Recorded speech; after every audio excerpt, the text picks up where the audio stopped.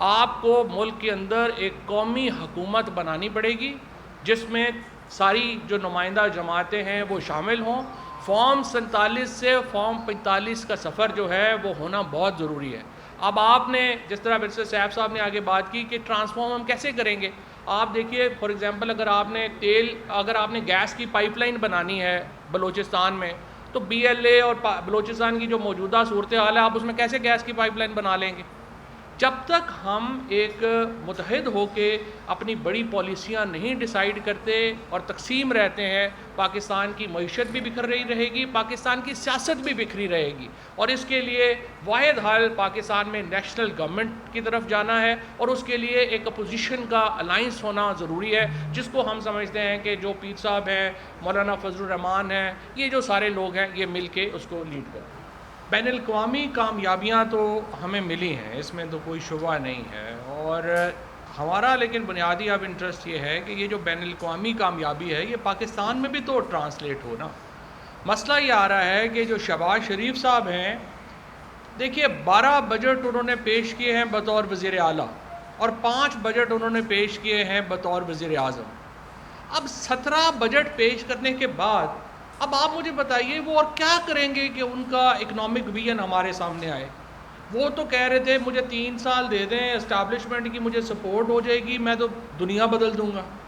اور آج آپ کے سامنے جو بجٹ آیا ہے, اس وقت جو پاکستان کے حالات ہیں وہ آپ کے سامنے ہیں کہ ہم آج جو 5واں بجٹ شہباز شریف صاحب نے پیش کیا ہے اس کے بعد ہماری جی ڈی پی جو ہے وہ پہلی بار 0.21% سکڑ گئی ہے الٹا بڑھنے کے بجائے.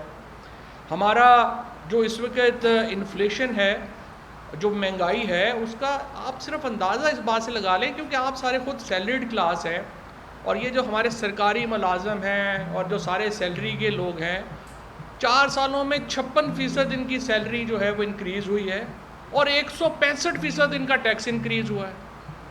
تو آپ مجھے بتائیں کہ جو 56% بڑھا ہے اور 165% ٹیکس, تو ان کو کیا فائدہ ہوا اس کا. اس کے بعد آپ دیکھیے کہ ہمارا جو کسان ہے, جو ابھی محمود مولوی صاحب بات کر رہے تھے گندم کی, 2200 ارب روپیہ 2024 سے لے کے اب تک ہمارا کسان جو ہے وہ ویٹ میں لاس کر چکا ہے کیونکہ حکومت کی کوئی پالیسی نہیں ہے. مریم بی بی کو اچانک رات کو چیف سیکرٹری صاحب نے پھونک ماری کہ ہم نے اس سال گندم نہیں خرید رہی, انہوں نے کہا نہیں خریدتے, اور اگلے سال گندم کی جو بوائی ہے وہ 20% کم ہو گئی, ٹھیکہ ہی سارا ہر گاؤں میں جو ہے وہ نیچے چلا گیا. اس کے ساتھ جو انہوں نے سوچا کہ یہ ابھی پورا نہیں ہوئی کسر, انہوں نے کہا کہ ہم ریٹیل بند کر دیتے ہیں, سو بازار آپ نے 8 بجے بند کر دیے, اس سے 100 ارب روپیہ دکانداروں کو نقصان ہو گیا, ریسٹورنٹس کے بزنس جو ہیں وہ بیٹھ گئے.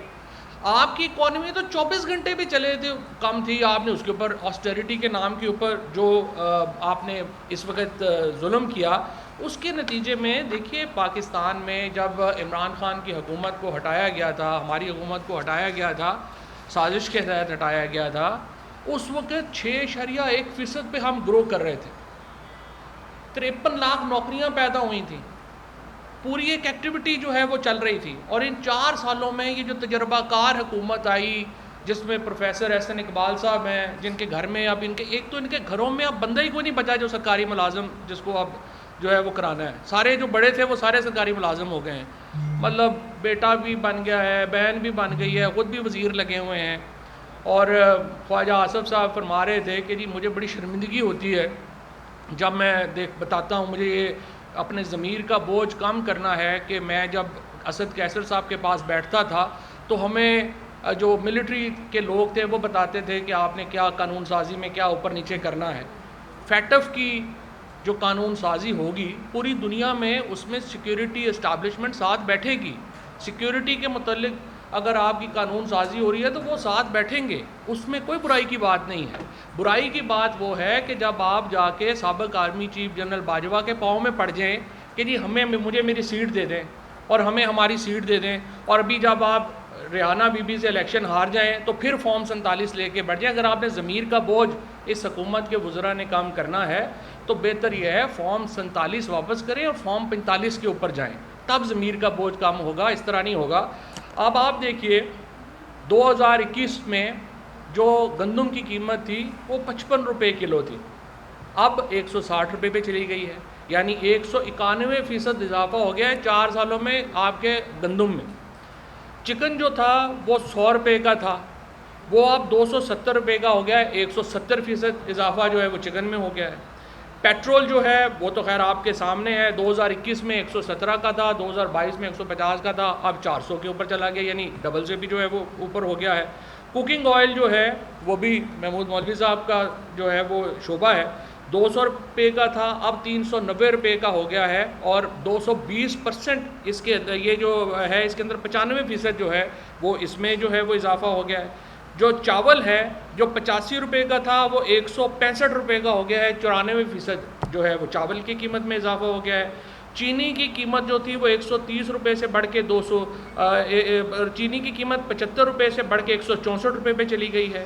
دال ماش 130 روپے سے 280 روپے پہ چلی گئی ہے۔ گھی 200 روپے سے 370 پہ چلا گیا ہے۔ دودھ 110 سے 200 پہ چلا گیا ہے، اور انڈے جو ہیں وہ 95 روپے سے 190 پہ چلے گئے ہیں۔ اچھا اب ہو کیا رہا ہے؟ اب آپ نے قیمتوں کا کمپیریزن یہ دیکھیں، دوسری طرف آمدنیاں کم ہو گئی ہیں آپ کا۔ ہم یہ روز بیٹھ کے میں سنتا ہوں FBR کی اصلاحات کر لیں، بھئی آپ نے شعبہ ہی کون سا چھوڑا ہے جس کے اوپر آپ ٹیکس لگائیں گے؟ آپ کے پاس صرف ایک شعبہ ہے کہ آپ جو سیلریڈ کلاس ہے اس کے اوپر ٹیکس بڑھا دیں، اور دوسرا آپ تیل کے اوپر جو ہے وہ اپنی بڑھا دیں، قیمت بڑھا دیں۔ اور اس بجٹ کے اندر جو بسپ ہے، دوبارہ پیپلز پارٹی نے بلیک میل کر لیا، $3 بلین جو ہیں وہ آپ نے $3 بلین جو ہے وہ آپ نے بسپ کو دے دیا۔ $3 بلین جو ہے، آپ مجھے بتائیں یہ کتنی بڑی عقل مندی ہے کہ $3 بلین آپ قرضہ لے رہے ہیں، اور قرضہ لے کے لوگوں میں بانٹ دیا۔ او بھائی وہی آپ جو فریش گریجویٹس ہیں ان کو قرضہ دے دو کہ آپ کو نوکریاں پیدا کریں اور ان کو جو ہے وہ کاروبار پیدا ہوں، لیکن آپ نے ادھار قرض کی پیتے تھے میں اور سمجھتے تھے رنگ لائے گی ہماری بھی فاقہ مستی کے ایک دن۔ دیکھیے باہر آپ نے کامیابیاں لی ہیں، کوئی شبہ نہیں، لیکن ہمیں اگر باہر مفاہمت کی پالیسی لانی ہے تو پاکستان کے اندر بھی مفاہمت کی پالیسی لے کے آئیں۔ شہباز شریف صاحب ہوں، آصف زرداری صاحب ہوں، یہ تو ادھر ہم اور ادھر تم کا نعرہ لگا کے بیٹھے ہوئے ہیں۔ وہ کہہ رہے ہیں جی سندھ میں ہم حکومت کریں گے، آپ ادھر سیاست نہ کریے، اور ادھر یہ کہہ رہے ہیں کہ ہم پنجاب میں سیاست کریں گے، پنجاب کے وسائل ہمارے ہیں، اس پہ آپ سیاست نہ کریں۔ اس کا نتیجہ کیا ہوا ہے؟ پہلی بار آپ کو فوج کو بھی پیسے جو ہیں وہ صوبوں سے لے کے دینے پڑ رہے ہیں۔ وفاق کی اتنی سخت نہیں رہ گئی کہ وہ فوج کے اخراجات بھی پورے کر سکے۔ سو آپ نے کیا کیا ہے، آپ نے جو 59% آپ کا NFC تھا وہ اب 39% رہ گیا ہے، کیونکہ آپ نے صوبوں سے سارا ڈیولپمنٹ بجٹ جو ہے وہ واپس لے لیا ہے۔ کہا ہے کہ 2800 ارب روپے آپ خرچ نہیں کریں گے، اور 650 ارب روپے پنجاب دے گا، سندھ دے گا، اس طرح کر کے اس طرح سے آپ ملک چلا رہے ہیں۔ تو دیکھیے ملک اس طرح نہیں چل سکتے کہ آپ کہیں کہ صوبے کو ڈیولپمنٹ بھی نہیں کریں۔ آپ اس کا نقصان کیا ہوگا کہ صوبوں کی ساری ڈیولپمنٹ ختم ہو گئی۔ آپ نے ڈیولوشن ڈسٹرکٹس میں کرنی تھی وہ بھی ختم ہو گئی، صوبوں کے پاس پیسے نہیں رہے۔ وفاق میں جو ہے وہ آپ دفاعی اخراجات کے لیے آپ صوبوں سے پیسے جو ہے وہ ادھار لے کے چلا رہے ہیں۔ شہباز شریف صاحب اور آصف زرداری صاحب کی ایک اپنی کہانی چل رہی ہے، طوطا مینا کی کہانی، اور بدقسمتی اس میں ہماری یہ ہے اپوزیشن ہی کوئی نہیں ہے۔ ہماری جو NDC کے اندر اس وقت جو سب سے زیادہ بڑی کوشش یہ ہے کہ پاکستان میں اپوزیشن تو کھڑی ہو۔ یہاں پہ آپ دیکھیے کہ اپوزیشن کے یہ ہے کہ صبح جو ہے وہ اپوزیشن جب میڈیا کے سامنے آ رہی ہوتی ہے تو وہ اور بات کر رہے ہوتے ہیں، جو ہی سورج ڈھلتا ہے اپوزیشن ساری جو ہے اپنی درخواستیں لے کے پہنچ جاتی ہے۔ اور PTI کا جو اس وقت کی جو لیڈرشپ ہے، یا جس طرح سے انہوں نے پارٹی کو تباہ کیا ہے، اور جو خیبر پختونخوا کی حکومت جس طریقے سے چل رہی ہے، جس طریقے سے یہ چلا رہے ہیں عمران خان، یہ سب لوگ اس وقت جو ہے صبح اٹھ کے ان کی جو ایک ہی دعا ہے کہ اللہ تعالیٰ اسٹیبلشمنٹ کے دل میں کوئی رحم نہ ڈالے، عمران خان کو جیل میں رکھے۔ جتنی دیر عمران خان جیل میں ہے ان کی موجیں لگی ہوئی ہیں، اور یہ ان کی پالیٹکس چل رہی ہے۔ اس کی وجہ سے پاکستان میں ہم مولانا فضل الرحمان صاحب سے ملے، ہم پیر صاحب پگاڑا سے ملے، ہم جو اپوزیشن کے باقی لوگ ہیں ان سے ملے، اور ہم نے ان سے یہ درخواست کی کہ جناب اکٹھے ہوں، اور ہم نے وہ پہلی آپ کو یاد ہوگا کہ ہم وہ پہلی آرگنائزیشن، پہلا ادارہ، پہلی پولیٹیکل وائس تھے جس نے پاکستان میں نیشنل گورنمنٹ کا مطالبہ کیا. ابھی جب محمد علی درانی صاحب بات کریں گے تو زیادہ اس کے اوپر جو ہے وہ روشنی یہ ڈالیں گے.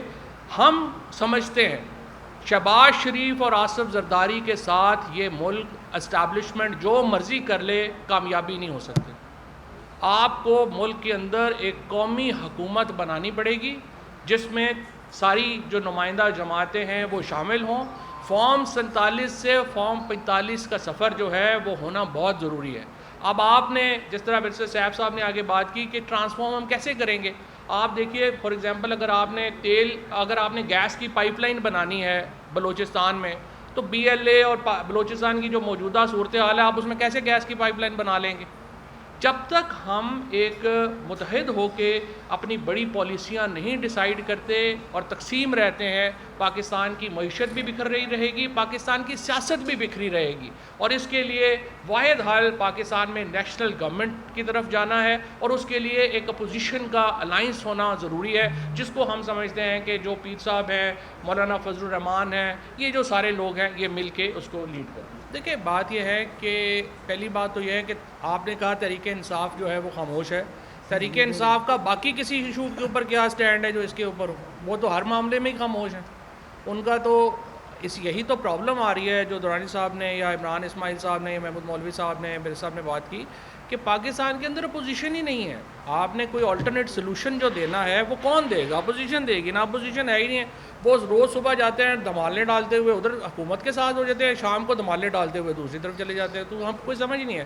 دیکھیں جو بھی کشمیر کا معاملہ ہو یا باقی معاملات ہوں، دیکھیں ہمیں یہ نہیں بھولنا چاہیے ہندوستان کی مداخلت پاکستان میں تو ہے، اس میں تو کوئی دو رائے نہیں ہے، لیکن اس کو ٹیکل آپ نے کیسے کرنا ہے اس میں آپ کو کوئرزیو کے ساتھ پولیٹیکل اپنی اسٹریٹجی بھی بنانی ہوتی ہے. یہ نہیں ہے کہ صرف جو ہے آپ کوئرزیو اسٹریٹجی بنائیں اور آپ کی پولیٹیکل اسٹریٹجی نہیں ہو. میرے اپنی خیال میں جو اس وقت پرابلم پاکستان کا آ رہا ہے وہ یونیک ہے سیکیورٹی میں کہ آپ کی کوئرزیو اسٹریٹجی موجود ہے، آپ کی پولیٹیکل اسٹریٹجی موجود نہیں ہے. اور پولیٹیکل اسٹریٹجی اس لیے نہیں ہے کہ آپ کی جو فارم 47 سے آئی ہوئی جو گورنمنٹ ہے وہ اس پوزیشن میں ہی نہیں ہے کہ وہ کوئی پولیٹیکل اسٹریٹجی دے سکے. وہ ان کے اوپر اعتبار ہی نہیں. کون بیٹھے گا جا کے، کون بات کرے گا؟ کیا یہ فیصل کرے گا؟ اچھی خاصی حکومت چل رہی تھی، آپ نے اس کو ہٹوا دیا. سوال اگر آپ اپنی اس چیز کو دینا چاہتے ہیں، کریڈیبلٹی دینا چاہتے ہیں تو پھر پیپلز پارٹی ریزائن کرے وہاں پہ اور وہاں پہ بھی قومی حکومت بنائیں جو الیکشن کروائے.